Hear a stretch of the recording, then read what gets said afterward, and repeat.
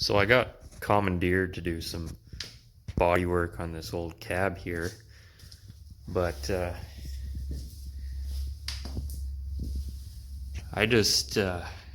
I'm a hack, but I can't bring myself to put filler over top of something like that. So I'm going to try to clean that up a little bit. And so I've decided to use my spinning wheel of death to extract the infected area.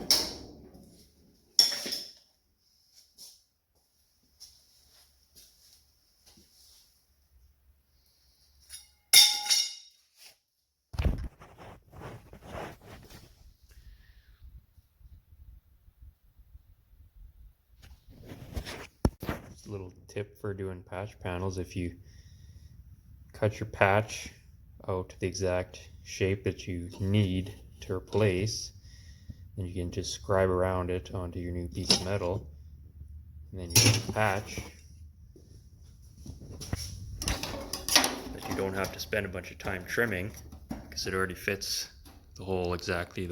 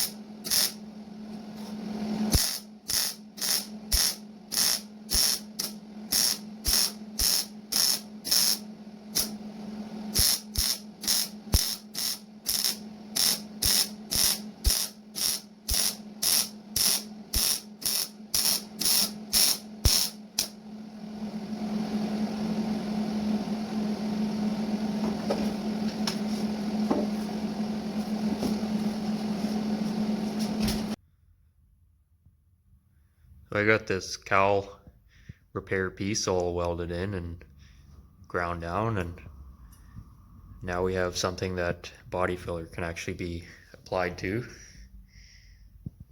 Not perfect, but it's kind of a little better than this. So this was originally a leaded seam that somebody tried to fill up with weld. And the problem is all these little pits and everything are just corrosion hotspots, so as soon as you try to put filler over that, it's just going to want to lift on you.